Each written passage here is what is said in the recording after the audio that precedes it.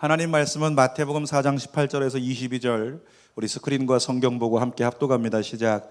갈릴리 해변에 다니시다가 두 형제 곧 베드로라 하는 시몬과 그의 형제 안드레가 바다에 금을 던지는 것을 보시니 그들은 어부라 말씀하시되 나를 따라오라 내가 너희를 사람을 낚는 어부가 되게 하리라 하시니 그들이 곧 그물을 버려두고 예수를 따르니라.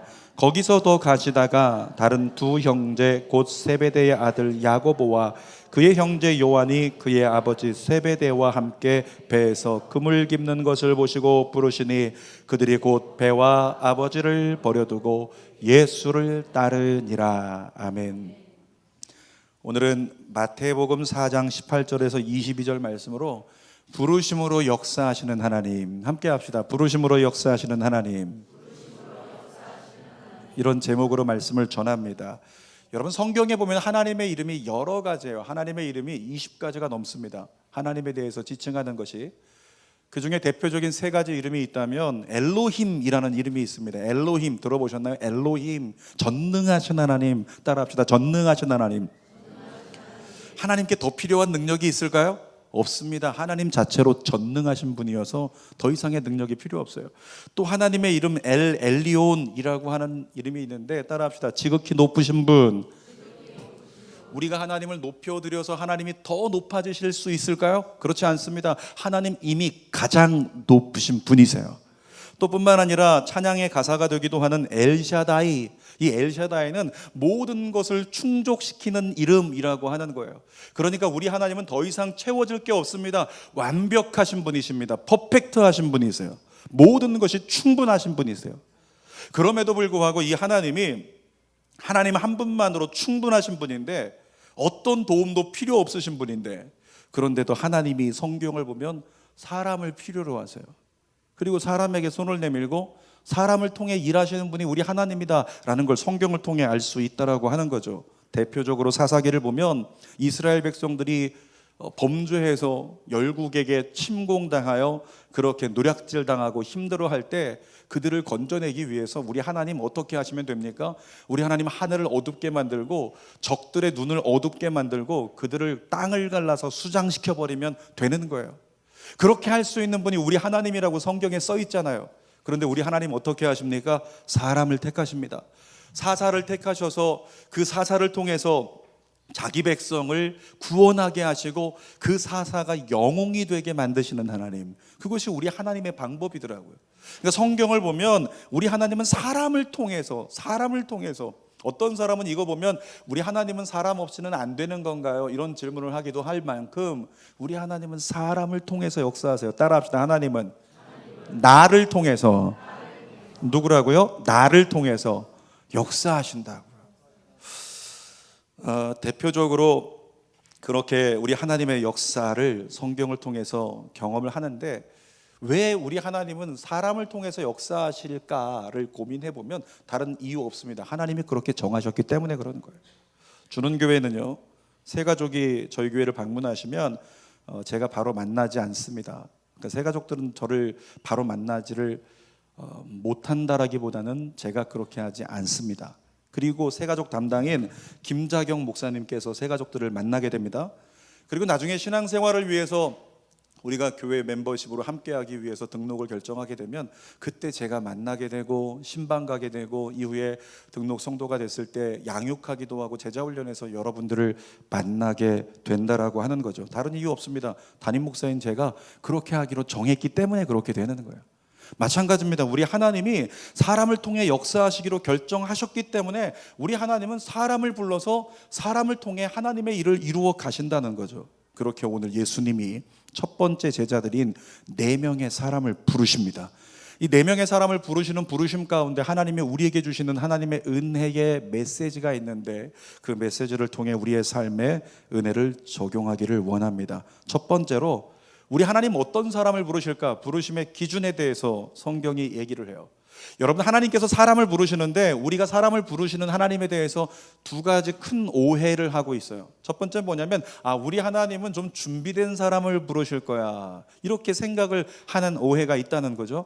제가 선교사님들에게 물어봅니다. 5월달 되면 선교사님들이 많이 들어오실 텐데 이 선교사님들에게 어떻게 하나님께 부르셨나요? 물어보면 10분 중에 대부분의 분들이 내가 정말 영어 공부를 열심히 하고 있을 때, 내가 아프리카에 대해서 늘 TV로 찾아보고 영상 보고 거기에 정보를 다 습득하고 있었을 때 하나님이 날 아프리카로 부르시더라, 이렇게 말씀하시는 분이 거의 없다는 거예요.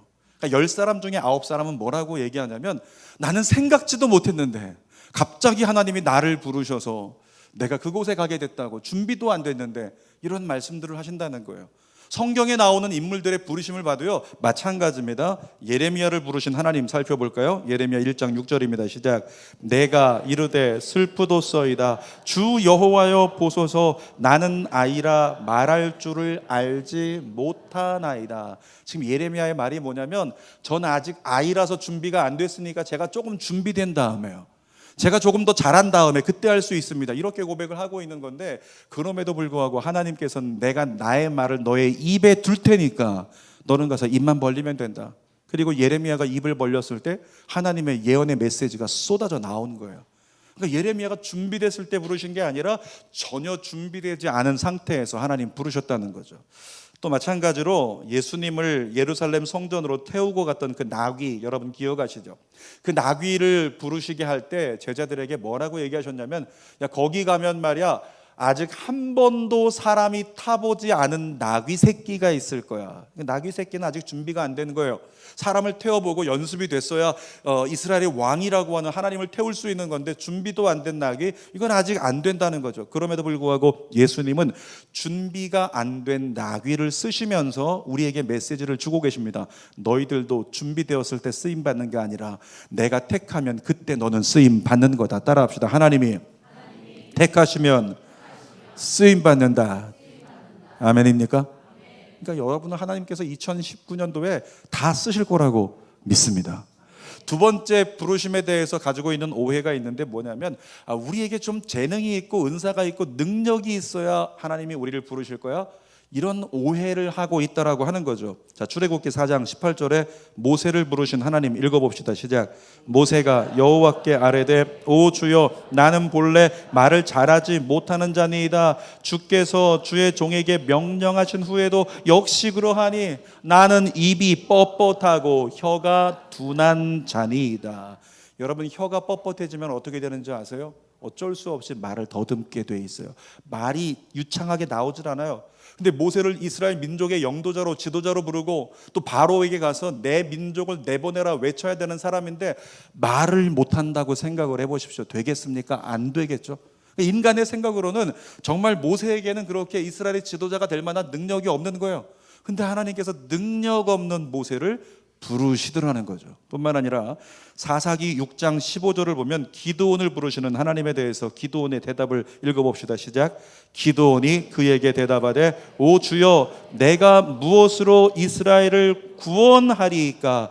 보소서 나의 집은 므낫세 중에서 극히 약하고 나는 내 아버지 집에서 가장 작은. 기드온을 하나님 부르시면서 야 기드온아 저 미디안 손에서 너희 민족을 구원하라, 이렇게 하나님 말씀하셨어요. 그렇게 말씀하셨는데 기드온이 생각할 때 나는 가장 작은 지파 사람이고, 그리고 우리 가정 중에서 나는 가장 작은 자, 별 볼 일 없는 나 같은 존재가 어떻게 이 나라를 속박에서 건져낸다고. 사랑하는 여러분, 대한민국의 미래를 바꿀 사람 여러분 가운데 또는 여러분의 가정 가운데 나올 수 있음을 믿습니다. 우리만 못 믿는 거예요. 우리 아이가 그렇게 될 수 있다는 거죠. 그 사실을 여러분이 믿었으면 좋겠어요. 그래야 기도가 나오니까. 사랑하는 여러분, 오늘 본문에서 부름받은 이 제자들도요 정말 준비된 사람도 아니었고 능력이 있는 사람도 아니었습니다. 이 제자들 다 부름받을 때 뭐하고 있었냐면 물고기 잡고 있었어요. 어부였었습니다. 당시의 배경을 보면 이 어부라고 하는 직업은요 비천한 직업이에요. 우리나라 조선시대에 백정과도 같은 거예요. 그러니까 어쩌면 사람들이 야 쯧쯧 할 것 없어가지고 저렇게 비천한 자, 저 물고기 잡고 살아가는구나, 이렇게 생각하는 자가 누구라고요? 지금 본문에 나오는 베드로, 안드레, 야고보, 요한이라고 하는 제자들이라는 거죠. 특히 야고보와 요한은 누구냐면 부잣집 아들이었어요. 잘 생각하세요. 부잣집 아들이면 좀 세련된 직업을 가지게 될 거예요. 그런데도 불구하고 부잣집 아들인 야고보와 요한이 지금 뭐 하고 있어요? 물고기 잡고 있어요. 비천한 일을 하고 있다고요. 우리 생각해 볼 수 있습니다. 아마도 그의 가정 가운데 정말 다른 가족들, 다른 형제들은 괜찮은 일들 막 하고 있을 텐데 야고보와 요한은 아버지 눈에 보기에도 정말 안 될 것 같아서, 가능성이 없어 보여서 넌 저거라도 해라. 그래서 그 비천하게 여기지는 어부 일을 하고 있는 그들, 특별한 것이, 특별한 기대감이 안 보이는 인생들, 그런데도 어떻게 됐다고요? 하나님께서, 예수님께서 그들을 택하시고 그들을 제자로 부르셨다고요. 여러분, 이런 종합해보면 부르심의 그 하나님의 은혜를 보면 부르심의 기준은 전적으로 하나님께 있는 거지, 내게 능력이 있거나 내가 준비가 되었거나 이것 때문에 하나님이 우리를 부르시지 않는다는 거죠. 다만 한 가지, 부르심의 기준이 될 수 있겠다라고 여겨지는 한 가지 사실이 있습니다. 그건 뭐냐면, 지금 베드로, 안드레, 야고보, 요한을 부르시는데 이 네 사람 다 어떤 사람이었냐면 성실한 사람이었어요. 가만히 놀고 있는 사람이 아니라 끊임없이 일하고 있는 사람이었다는 거예요. 이들이 물고기를 잡고 있던 갈릴리 해변에는요, 지금도 수많은 어부들이 있고 수많은 배가 있습니다. 그리고 수많은 사람이 일하고 있는데, 여러분 생각해 보세요. 거기에 누군가는 일하다가 들어와가지고 쉬고 있고, 누군가는 누워서 자고 있고, 누군가는 다른 일하고 있고, 누군가는 노름하고 있고, 누군가는 술 마시고 있고, 이렇게 지내고 있는 시절들이 그 주변에 있는 사람들에게 있었다는 거죠. 그런데 그때 누워서 쉬는 사람을 야, 깨우면서 일어나서 나를 따르라 이렇게 부르지 않았어요. 어떤 때에 제자들을 불렀냐면, 자기 일을 여전히 하고 있을 때, 여전히 물고기 잡고 있고 여전히 그물을 기우면서 그렇게 자기 일에 최선을 다해서 성실했던 사람들, 이 제자들을 예수님께서 부르셨다라고 하는 거죠. 여러분, 성경을 보면 하나님이 부르시는 사람들이 다 똑같아요. 자기 일을 성실히 행하던 사람들이 부름받았어요. 누가 부름받았는가? 모세를 보니까 모세도 양을 치고 있을 때 부름받았어요. 또 엘리사를 부르실 때도 엘리사가 농사 짓고 있을 때, 밭을 메고 있는데 엘리사야 라고 부르셨다는 거죠.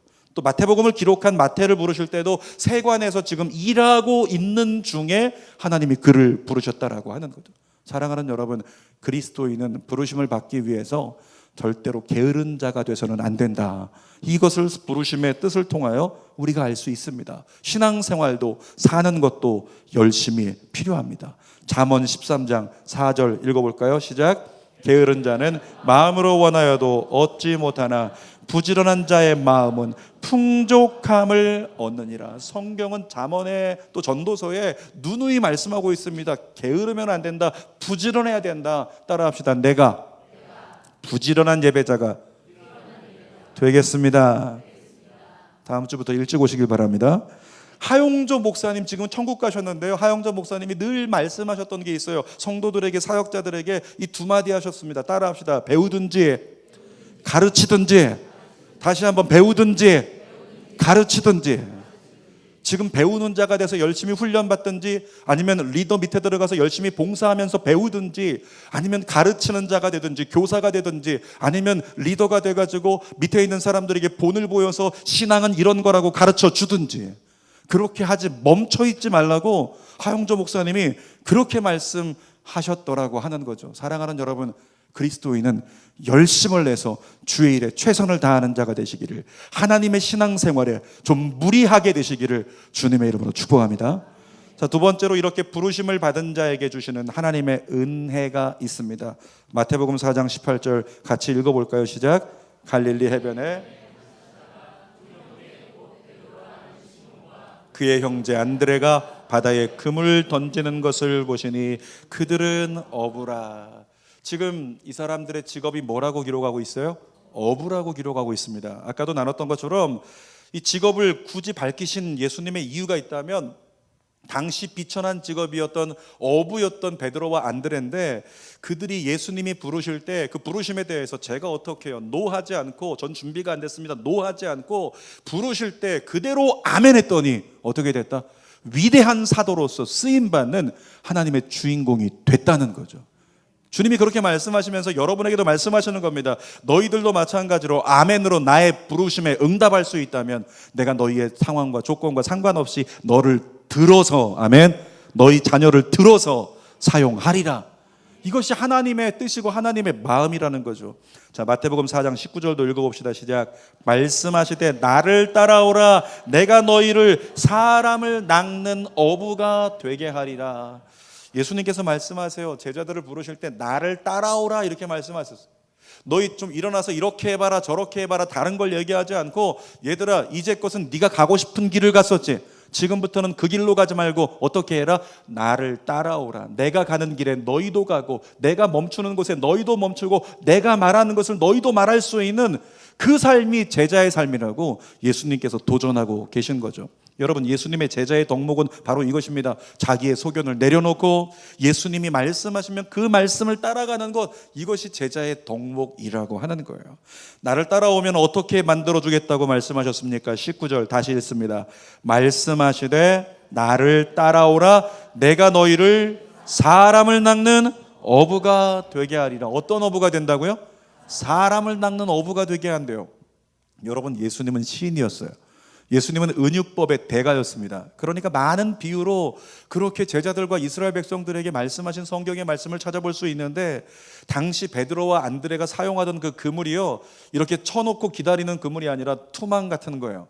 시골에 살던 분들 한 번쯤은 보신 적이 있을 거예요. 어깨에 짊어지고 가서 이것을 돌려가지고 냇가에다가 던지면 퍼지면서 가라앉았다가 들어 올릴 때 물고기가 그 안에 가득해서 들어 올려지는 것. 물론 한국에서는 저수지에 가서 냇가에 가서 투망을 던진다고 많은 물고기가 잡히지 않습니다. 피레미 같은 거 이런 것만 잡히죠. 그런데 저 중동 지역에 가보면 거기에 냇가가 조금만 있어도 얼마나 물고기들이 많은지 팔뚝만한 물고기들이 가득하다는 거죠.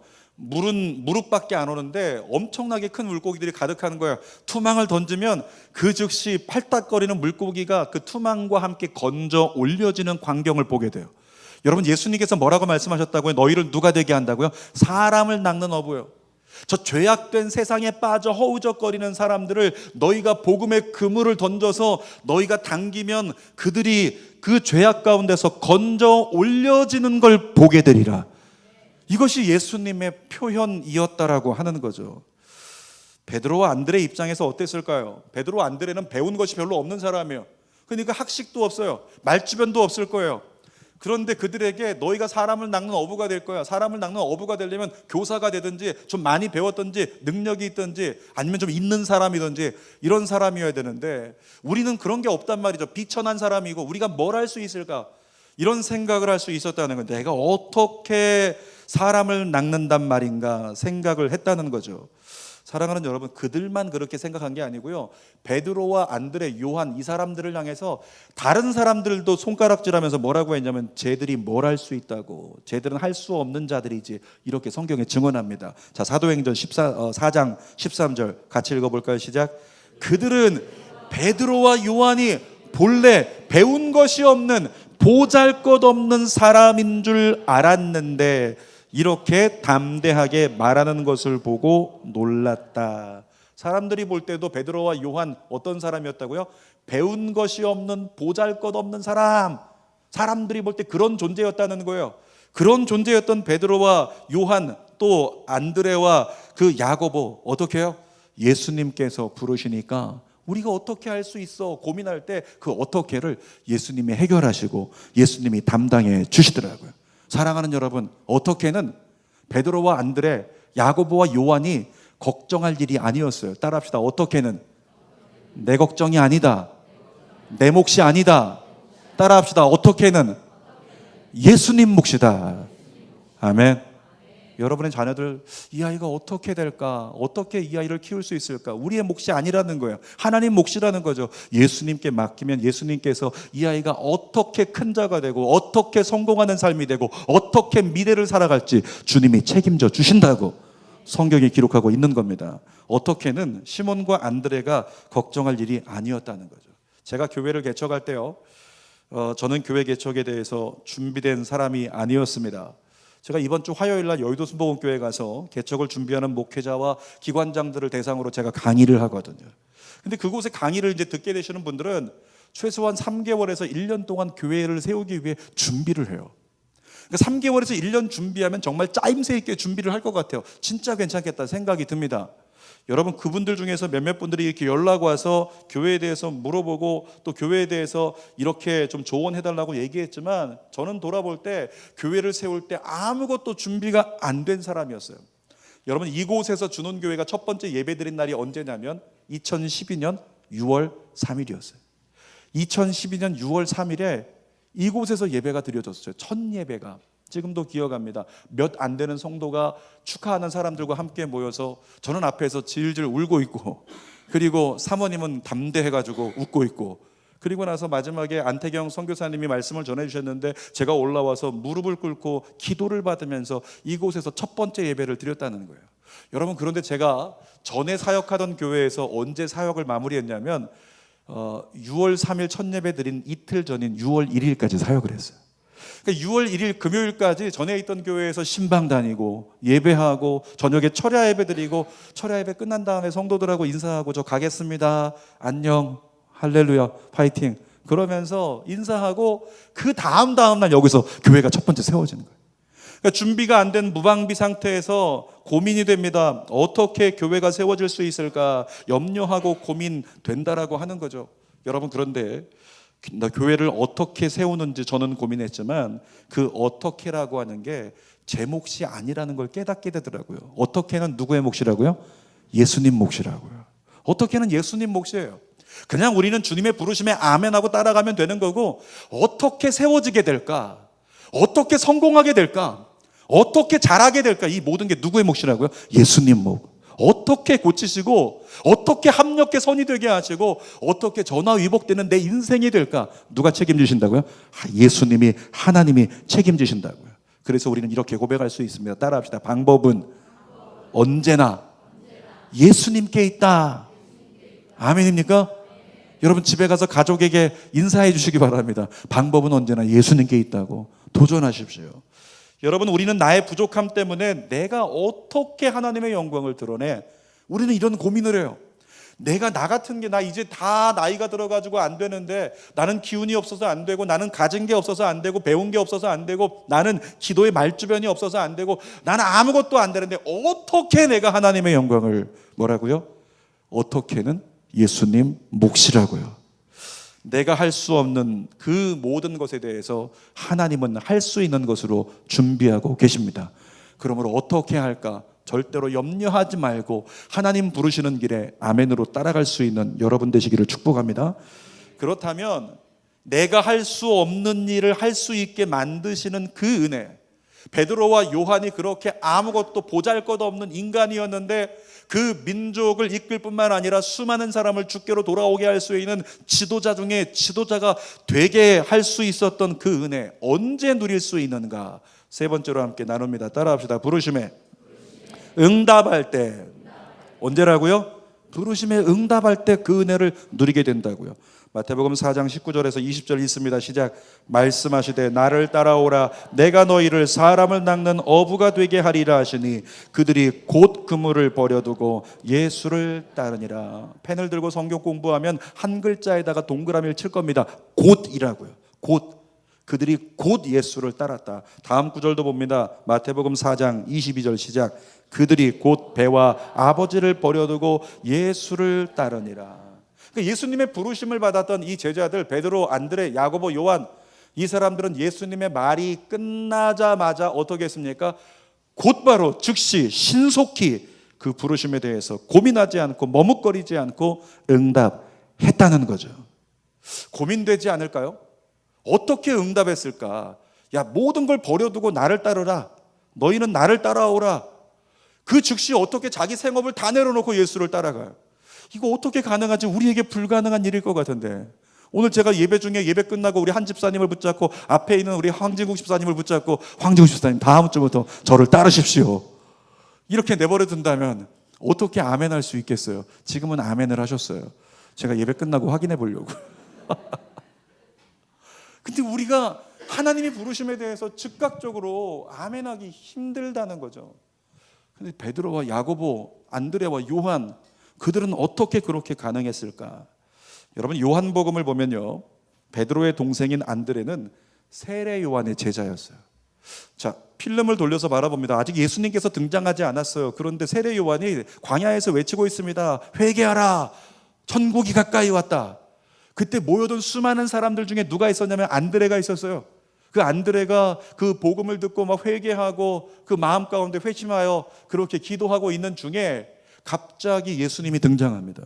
그리고 예수님께서 40일 동안 광야에 금식하시고 나서 공생애를 시작하시는데 세례 요한의 제자들이 거의 다 예수님 따라갔거든요. 그들 중에 안드레가 예수님을 따라가는 거예요.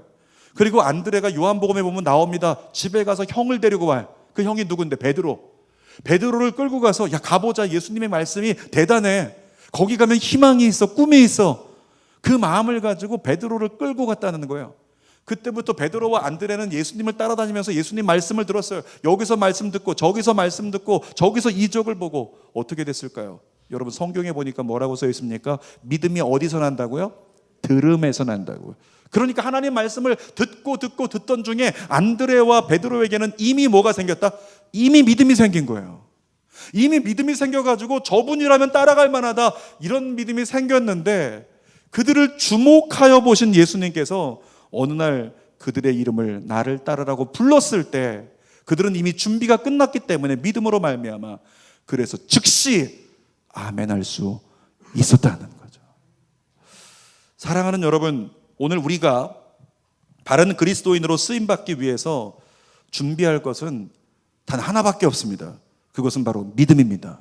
믿음이 어떻게 가능한가? 믿음은 장사가 없어요. 방도가 없습니다. 믿음은 말씀과 기도밖에 없어요. 따라합시다. 믿음은 말씀과 기도밖에 없다. 여러분에게 물어볼게요. 왜 믿음이 없어요? 왜 믿음이 부족해요? 이유가 무엇입니까? 말씀이 부족해서 그래요.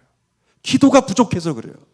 그런데 만일 성령에 붙들려 여러분들이 말씀을 붙들고 기도하기 시작한다면 예수님 말씀하신 것처럼 하루에 1시간 이상 여러분이 기도하기 시작한다면 여러분은 믿음을 가지게 될 겁니다.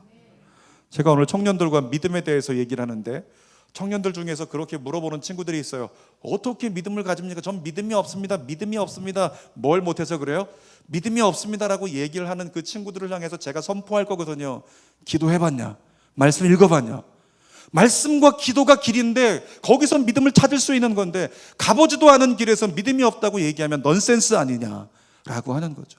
여러분 신앙생활을 넌센스로 하지 마세요. 믿음의 사람이라고 하는데 믿음을 갖지 못한 것은 넌센스입니다. 오늘부터 말씀과 기도를 다시 붙드시기를 주님의 이름으로 축복합니다. 우린 늘 찬양 부르잖아요. 찬양 어떻게 불러요? 우리 한번 불러볼까요? 주님 말씀하시면 어떻게요? 내가 나가리라. 주님 뜻이 아니면 내가 멈춰서리라. 나의 가고 서는 것 주님 뜻에 있으니 오 주님 나를 이끄소서. 예수님 이렇게 화답할지 몰라요. 너희 언제 따를래? 아멘 이미 했는데. 너희 언제 나올래? 여전히 방황 중인 내 아들들아. 그러면서 예수님은 그 찬양 너희가 얼마나 많이 불렀냐? 그 찬양 부르면서 얼마나 많이 손 들었어? 그런데 삶은 왜 그래? 우리 이렇게 반문하시지 않을까? 사랑하는 여러분, 우리가 주님 말씀하시면 내가 나아가리라 이 찬양을 100번 부른다고 나아갈 수 있을까요? 베드로와 안드레처럼 즉시 아멘 주님의 부르심에 화답하고 응답할 수 있겠습니까? 절대 안 된다는 거죠. 어떻게 가능할까요? 매일매일 말씀을 묵상하고 그 말씀을 삶에 적용하면서 매일매일의 삶 속에 기도하는 삶이어야 그것이 가능한 거예요. 그 가능함을 누릴 수 있는 여러분 되길 축복합니다. 철야 때도 말했지만 2019년도 여러분이 제1목표에 집중했으면 좋겠어요. 따라합시다. 시작. 삶에 적용하는 묵상훈련. 한 번 더 시작. 삶에 적용하는 묵상훈련. 그냥 성경 말씀을 옵션으로 액세서리로 가지고 다니고 알고 있지 말고 듣기만 하지 말고 삶의 말씀이 적용돼야 한다는 거죠. 요즘에요 성경 일독하는 성도들이 계세요. 대단하신 분들이에요. 1년에 성경 일독한다고 다 같이 단톡방에서 성경 일독하고 있는 분들 함께 계시죠. 뿐만 아니라 90일 동안 부활절 전날까지 성경 일독하겠다고 지금 90일 성경 통독을 저와 함께 진행하시는 분들이 있어요. 좀 힘겨운데 잘 해내고 있습니다. 여러분, 그와 같은 분들 참 잘하는 건데 오늘 이렇게 권면드립니다. 그걸로 만족하면 안 돼요. 성경을 읽는 것은요, 첫 단추일 뿐입니다. 여러분 옆에 있는 분, 혹시 셔츠 입으신 분, 와이셔츠 입으신 분 쳐다보세요. 첫 단추만 끼고 계신 분 계십니까? 없을 거예요. 마지막 단추까지 끼워야 옷이 제대로 입혀진 거예요. 신앙생활이 그와 같은데 우리는 어떻게 되냐면 첫 단추만 꿰고 있는 사람들이 많다는 겁니다. 성경 읽는 건 첫 단추일 뿐이에요. 읽은 다음에 두 번째 단추 생각해야 되고, 세 번째 단추 결정해야 되고, 네 번째 단추 결정한 대로 행동해야 되고, 다섯 번째 단추 그 가운데 주시는 은혜를 나눠야 비로소 하나님 말씀이 내 것이 되는 겁니다. 그래서 철야와 같이 여러분에게 권면합니다. 큐티에 올인하는 성도가 되십시오. 왜 아멘 안 해요? 큐티에 올인하는 성도가 되십시오. 2019년에 그 목표를 가지고 나가보시라고요. 그래서 큐티 세미나가 열리고 큐티 모임이 열리고 큐티 소그룹이 열리면 들어가서 내가 큐티의 사람 되기로 작정해서 나가보시면 여러분들도 마찬가지로 주님 부르실 때 주님 아멘이라고 반응하며 하나님의 특별한 영광을 경험할 수 있는 여러분들 줄 믿습니다. 큐티 이렇게 하는 거예요. 다섯 손가락 펴니다. 저를 따라서 고백합니다. 읽고 생각하고 결정하고 행동하고 나누자. 다시 한번 읽고 생각하고 결정하고 행동하고 나누자. 이게 바로 큐티라고요. 여기까지 가야 큐티가 완성이 되는 거예요. 그 큐티를 통해서 믿음이 생길 때 믿음이 부르심에 아멘 하도록 우리를 이끌어 간다라고 하는 겁니다. 자, 마태복음 4장 20절 다시 읽어보겠습니다. 시작. 그들이 곧 그물을 버려두고 예수를 따르니라. 여러분, 제자들이 그물을 버려두고 할 때 이 버려두고에 해당하는 헬라어가 아펜테스라고 하는 거예요. 이 버려두고는 어떤 의미냐면 우리가 생각할 때 내가 가지고 있던 그물을 잠깐 내려놓고 잠깐 두고 이런 의미로 생각할 수 있는데 그게 아니라는 거예요. 그 원어의 의미를 보면 그물을 보내버리고 그물을 떠나보내고 그물을 포기해버리고 이런 의미가 있더라는 거죠. 어떻게 그게 가능해요? 주님 부르신다고 이제껏 내가 이것이 길이라고 붙잡았던 걸 단번에 나에게서 떠나보내고 나에게서 보내버리고 포기하는 게 어떻게 가능하냐고. 말씀을 통해 들으면서 믿음이 생긴 그 믿음으로 이미 그들 안에는 영적 결단이 이미 주어져 있었던 거예요. 그 결단된 신앙이 있으니까 바로 그와 같이 모든 걸 세상의 가치는 나와 상관이 없는 것이다. 난 주님의 가치로 이제는 살겠다라는 결단이 가능했다라고 하는 거죠. 자, 마태복음 4장 22절도 같이 읽어봅시다. 시작. 그들이 곧 배와 아버지를 버려두고 예수를 따르니라. 야고보와 요한에 대한 얘기인데 여기서는 그냥 배만 버려둔 게 아니라 아버지도 버려두고 이렇게 써 있어요. 그 이유가 있습니다. 여러분 21절 보면 그 마태가 어떻게 기록을 했냐면 야고보와 요한을 소개할 때 세베대의 아들이다 라고 소개를 했어요. 여러분 준원교회 우리 진형준이라고 하는 청년이 있어요. 진형준 소개할 때 어떻게 소개하면 편하냐면 우리 진금철 주의자님의 아버님, 아버님이 아니죠, 아드님, 우리 진금철 지휘자님의 아드님 하면 소개가 편한 거예요. 그분의 아들이라고 하는 거죠. 진금철 우리 지휘자님이 준원교회에서는 지휘자로 이제 알려져 있는 인물이니까 그분의 아들 하면 모든 사람이 알아차리는 거예요. 세베대가 누구였냐면 그 지역에서 유력한 사람이었어요. 권력 있는 사람이고 부자였고 집도 여러 채 가지고 있고 종들도 많이 거느리고 있는 사람입니다. 그러니까 사람들이 다 알고 있습니다. 세베대가 어떤 사람인지. 그 세베대의 아들들이라고 기록할 때 그들은 우리 아버지를 생각하면 우리 아버지는 우리에게 그늘이 될 수 있고 우리에게 버팀목이 될 수 있는, 우리에게 기반이 될 수 있는, 의지할 바위가 될 수 있는 그런 존재가 우리 아버지지, 이렇게 생각할 수 있다는 거죠. 여러분, 그런데 야고보와 요한을 부를 때, 하나님께서 부르실 때 어떻게 반응했다고요? 자기의 아버지를 기댈 수 있는데, 자기의 아버지의 재산을 기댈 수 있는데, 재력도 인맥도 모든 걸 다 내려놓고 나는 어떤 것도 다른 것 의지하지 않고 예수님만 의지하겠습니다 라고 여기고 그 모든 걸 내게서 끊어버리고 떠나보내고 예수님을 따라갔던 야고보와 요한이었다라고 하는 거죠. 여러분, 그 따름의 순종의 길에 하나님의 큰 영광이 임했다는 것을 성경이 증언하고 있습니다. 여러분들도 그 길을 걸어갈 수 있는 제자가 되시기를 주님의 이름으로 축원합니다. 설교의 결론입니다. 오늘 제목이 뭐였을까요? 부르심으로 역사하시는 하나님. 사랑하는 여러분, 예수님은 날마다 여러분을 부르고 계세요. 예수님은 날마다 여러분을 부르고 계십니다.